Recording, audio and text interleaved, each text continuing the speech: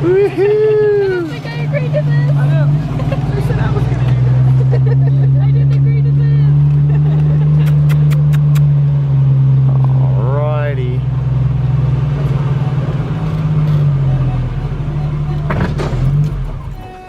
Guys, there's a cave up in front of us. What do you think? Pretty nice cave, isn't it? Guys, back in 1887, the owner of the cave bought that machinery right there and put in here. Anybody know what that is? No, Generator? if it was a steel, there'd have to be another driver here about this time. That is a steam-powered, oh, I didn't say that. That's a steam-powered generator, guys. You put wood down here in the bottom, get a good hot fire going, there'd be water in the top half, it'd turn that water to steam, run down the pipe, turn the piston, the wheel, the generator. Owner of the cave went and bought that and put them Thomas Edison light bulbs all through the cave. That was the first light bulb ever made and sold to the public. Nobody around here had ever seen a light bulb before, so when the owner of the cave put that in, people come from about 50 miles away. They'd pay a nickel to go in the cave. Bet you wished it was 1887 today. Anyway, they didn't want to see the cave, they wanted to see what that light bulb thing was all about, guys. Anyway, next stop we're going to get your picture taken. I always tell everybody if I lose anybody that way, it's a whole lot easier to identify what's left of the bodies. He's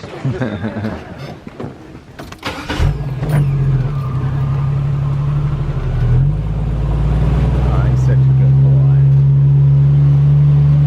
Oh yeah. Oh, this is nothing yet.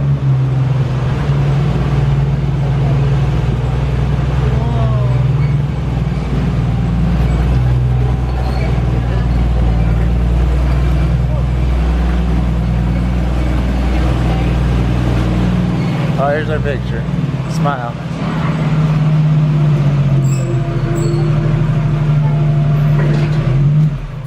Guys, this young man up here on the passenger side of the hill, he's going to take our picture when he counts to 3, guys.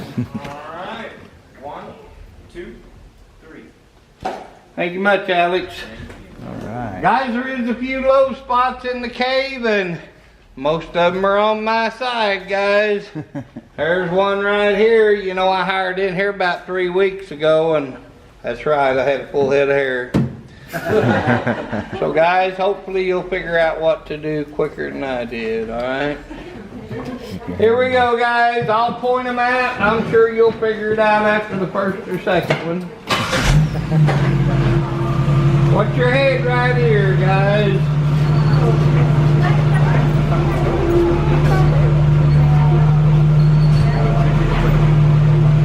Oh yeah. Guys, down here in front of me on the driver's side, another good old noggin knocker there. Woo. Thought I saw some of my hair back there on that one. Some kind of incubator, probably raising little. Guys, the owner of the cave asks you don't touch any of the formations as we go through here. He makes one exception right here. If you'd like to reach up and touch the ceiling, this would be the only place, please. Not that spot. As you touch it, you leave deposits. What's the matter? You break the touching hand like that? That's cool. I couldn't try to see a picture. Alright guys, this cave is alive and growing, and it grows by water. So if you get dripped on as we go through here, oh well. They say that if you get dripped on when you're coming in the cave, it's the cave giving you kisses. You get dripped on the way out, it's the cave crying because you're leaving. I call it annoying after a while. But anyway, guys, we're going to head on down here in a second, and we're going to find out how this cave was formed. It is a naturally formed cave. About the formations, how they come about, and what their names are. This young lady, what's your name, young lady? Lucia told me she's been in the cave a number of times, and she's going to start telling what all these formations, how they come about, and what their names are. Guys, right over here in this spot here, The owner of the cave during the 1930s, they weren't making any money, so they put, you know, that was the Depression time, everybody was depressed. Never mind. Anyway, guys, they grew mushrooms down here. They grew the button top kind of mushrooms, kind you get on top of pizzas today. They'd pick them, take them to grocery stores, restaurants, people's houses. That's how they survived during the Depression. What do you say, Lydia? Lydia, you know what that cage is over there? That's right, Lydia. That's where we catch them big rats at. Lydia, there's no rats in the cave, okay? The scientists are doing a water evaporation experiment through here. You're going to see them all through the cave. And I'll say again, there is no rats in this cave. This area here is called the Twilight Zone. If that door was open back here and you'd look behind us, that would be the last place right in this area you would see natural light. They call it the Twilight Zone. Everything from there up, if the lights was off, would be what we call total darkness. Nothing can see as they go through there. So the animals will not go back here because they can't see, plus there's nothing back there to eat. That was just me. So anyway, that's why they call it the Twilight Zone. Here we go, guys.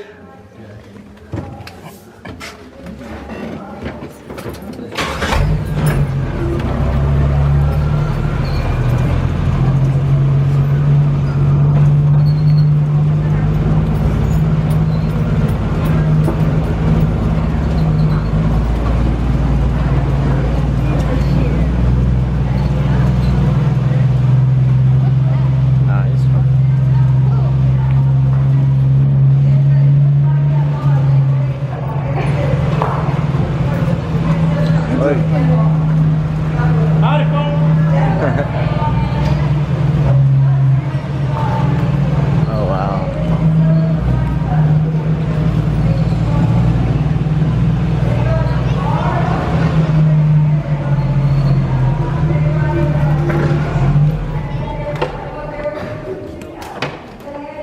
All right, Lydia, it's your turn. You have to talk a little louder than that.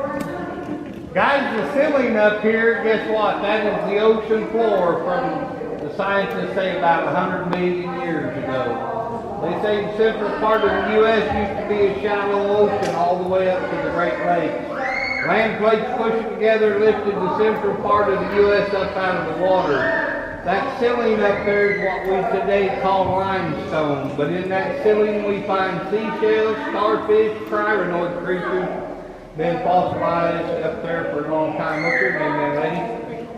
Bree? Well, Bree, it's your turn. Guys, as the land plates kept pushing together, a river started running underneath that ocean floor. That's what carved this cave out over many, many centuries, guys. We're going to be driving on that old dry riverbed today. Right now there's about 30 feet of dirt above it. When it rains up there, the water works its way down through the soil, picks up little microscopic pieces of whatever minerals in the ground. Most of this cave is going to be calcite or calcium. Then it'll come on down, it'll find a crack in the ceiling like this one here. These little things here. Makes these formations. Lydia, it's your time. What are them called? Soda straws. That's right. How did you know that? Anyway, guys, the water runs down through the center of them, and every time a drop of water runs through the center, leaves a little microscopic piece of mineral. Anyway, when they get on average around 8 to 12 inches here, then they clog up in the center. Then they turn into what we call our standard stalactites. Now the water runs on the outside and it comes down and makes that more pointed projection there. Guys, over here right above my head here, pretty much, these formations here, this used to be a little baby soda straw section like this. These are hundreds of thousands of years older. These formations here they call curtains and draperies, basically because it looks like a curtain or drapery that's been pulled back from a window. This formation down here, guys, these are called stalagmites. The way that stalagmite came about was how? Bree? That's right, Bree, the water dripping from there, the mineral that didn't stick up there, well, it fell down here, started piling up on top of each other, it started growing upward. These things are pretty fast growers, so I don't know that we'll stick around to watch them grow, though. This cave grows basically 1 cubic inch per volume every 100 to 150 years. That would be like me getting an ice cube out of my freezer, sitting on top of there and letting it melt. The amount of water left on top running down the sides, that's about 100 to 150 years growth. So it's going to be a few days before those two reach together. One day they will meet somewhere in the center, and then it will be called a column. Nobody knows how old this cave is. One scientist said probably between 1 to 2 million years, but nobody knows. Anyway, guys, nobody knows the age of any formation in here except for one and only one. What's your name, young lady? Yeah, you. What is it? Carla. Carla? Well, Carla's going to tell us about that, and she's going to be able to figure out how old it is. All right? Sir? Yes. There's a question back here. All right. What's the question? Are there any bats in this cave? You know what? We do have about 30 to 50 bats in the cave, but we probably won't see any in here today because you want to know we're riding on top of another cave right now. There's a cave below us that runs about 3.5 miles long. Starts out by the Springfield Airport, jumps out into a place called Indian Springs, and all the bats are down there because we're in here every day of the year and we run them out of here. They don't like it. They go in the lower cave and hang out. Got 2 kinds of bats here. Double your fist up, raise it up in the air. You right there, raise your fist up, double it. We got a brown bat, that's about the size he is, his fist right there. They got a wingspan of between 7 to 8 inches. We also got an eastern pipistrelle bat. He's about the size of my thumb right there. He's got a wingspan of about 3 to 3.5 inches long. He's a tricolored bat, got 3 different colors. Had some kids in here the other day, and one did happen to fly up from the other, landed on the wall, and one little kid hollered out, "Hey, he looks like a big hairy chicken McNugget." I can honestly say that I never thought of a hairy chicken McNugget when I'd seen one before, but it has a whole new meaning now. Well, Bree, you ready to tell us about this formation up here? Which one is it? Any other questions, guys, before we go on? All right, we're going to head on up there.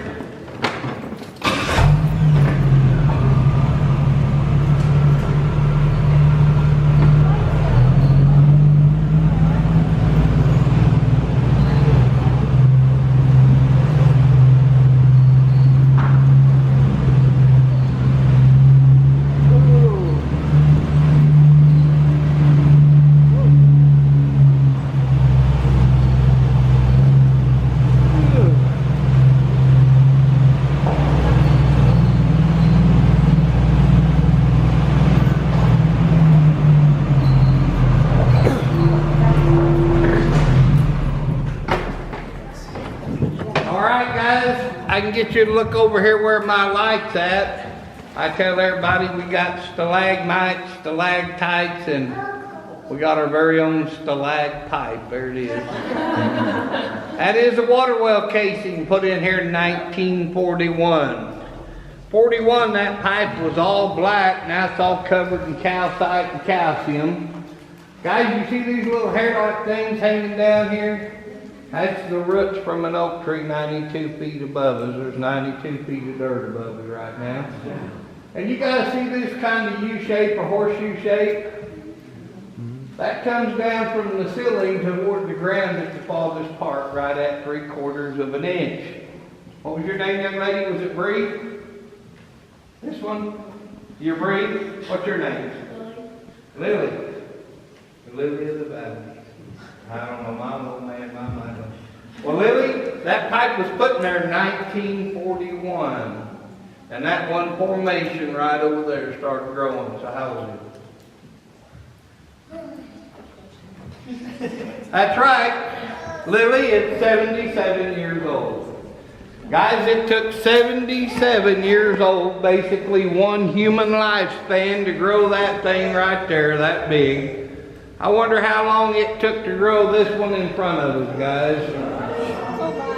2 or 3 more days, huh? How many people here has ever seen total darkness before? Raise your hand, please. All I think we all right. have. I don't want any. You've never seen total darkness? Well, guys, I don't want anybody left out. So, young lady, yes, you. This young lady up here, when we were up at the top, we talked about coming down here. She goes, "You gonna turn the lights out?" I said, "Yeah, I am." She goes, "Man, I'm really scared of the dark." I said, "Well, here's what you need to do. When I pull up there and turn the lights out, I'll count to 3 first, and on 3, I said, you just close your eyes real good. You won't know no difference." She said she thought she'd be all right. What's your name, young lady? Katie. Katie bar the door, okay? Is that you'll be all right with you, Katie? Yeah. All right, I just want to make sure. Guys, we got a Jeep coming, so I'm going to have to talk a little bit more. I have a hard time doing that. I'm kind of shy. Anyway, John Knox was a guy that homesteaded about 150 acres here in 1862. He was out hunting with his dog one day, and the dog started chasing a small animal up the side of the hill. Then all of a sudden, the dog disappeared. John thought, "Whoa, man, wonder what's going on here." So he went up down the side of the hill to find his dog. Finally found the opening to the cave behind a bunch of brush, a little hole big enough to crawl through on your hands and knees. Crawled in here about 30 foot so, stood up calling for his dog, got his dog, and got out of the cave. John was scared to death of the cave. Anyway, John didn't tell anybody about the cave until 1867. Then he run ahead to the Springfield newspaper and said, "Hey, I found a cave. Would anybody like to explore it?" 12 girls showed up. They brought 2 candles with them. Hi, guys. Hey, Taylor. Those girls had 2 candles, and they were the very first explorers to go through the cave. They were all 13 to 19 years old, guys. Anyway, I'm going to pull up here and talk a little bit about the lighting. At one point, I will turn the lights off, guys. Here we go.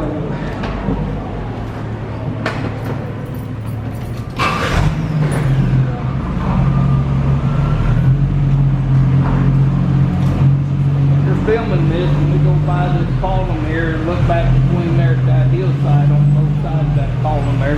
Guys, look at that white column right here. Oh, okay.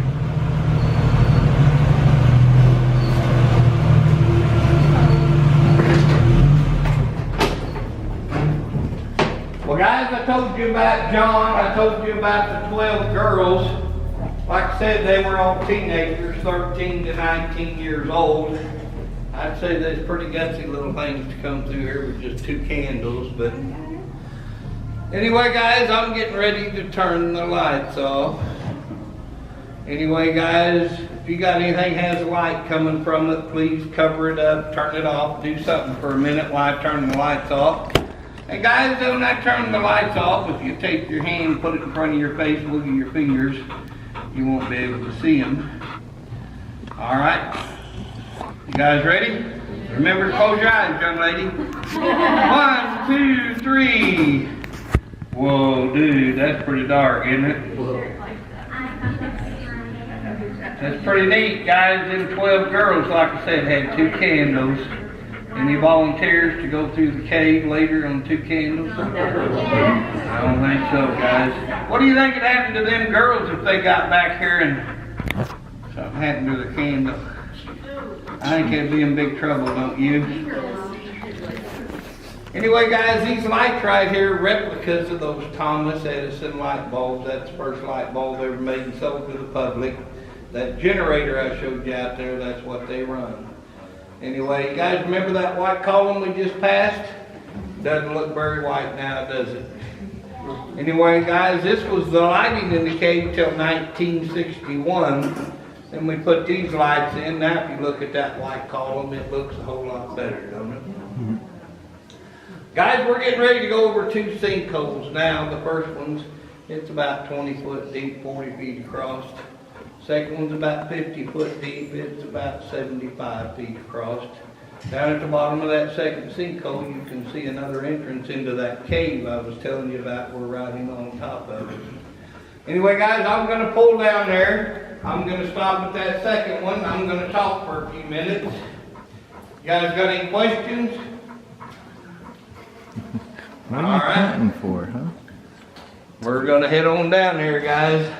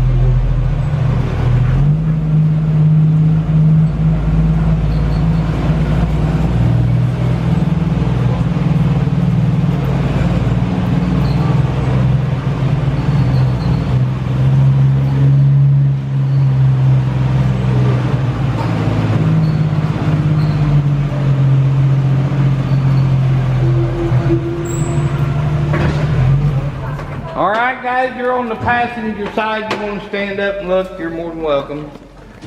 That is one of the entrances into that other cave. The other ones we're sitting on top of, guys. That hole down there, you can push 9,000 gallons of water a minute through there. But if more than that's trying to get in those sinkholes up by the Springfield Airport where that lower cave starts at, what happens is the water backs up. May before last, we had about 13 inches of rain in just a couple hours. All that water ran in them sinkholes, ran in here. We had water over this top rail right here. All the way back to where you got your picture taken. Oh. That room right after where that, where I told you that they grew mushrooms, they had 4 foot of water down there. Anyway, it took 7 days for the water to drain out enough to get a Jeep back in here. It took about another 10 days to run out after that. About 4 years before that, we had a lot of rain over a 2.5 week period, and took 14 days before we could finally get back in here.